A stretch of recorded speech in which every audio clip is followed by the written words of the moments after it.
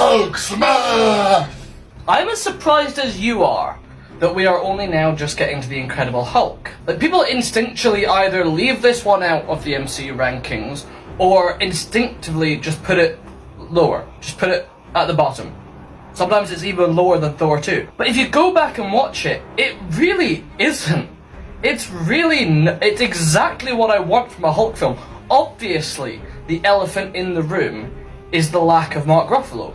Edward Norton's performance is a little bit more bland, but it's not bad at all. I think Liv Tyler is excellent. Obviously, we got Thunderbolt Ross, played by William Hurt. They did a really good job of mapping out what the MCU was going to be like in its humour. They lampooned the whole "you wouldn't like me when I'm angry" from the TV show, with him trying to say it in a different language and saying "you wouldn't like me when I'm hungry." That is MCU humour right there. Love it or hate it.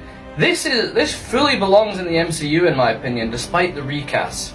I don't quite get the hate for it. The Hulk CGI is not that bad, to be honest. It just doesn't really resemble Edward Norton, so you don't quite buy that it's the same guy. But as a character model, it's a bit grotesque, but it's meant to be. It sort of leans a little bit more into the body horror element of all the muscles being pushed right out.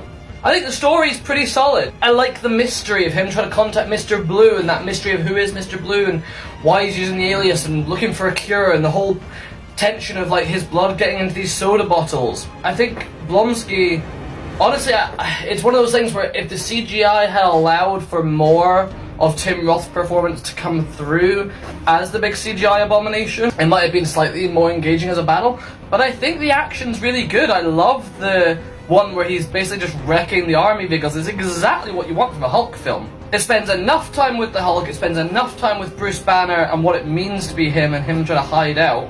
It shows a lot of the groundwork for this being a failed attempt to recreate what happened with Captain America with the super soldier serum. This is treated as the red-haired stepchild of the MCU, and I watched it recently and I enjoyed it far more than I've enjoyed some of the Phase 4 movies. I don't know what else you could have done with a first Hulk film.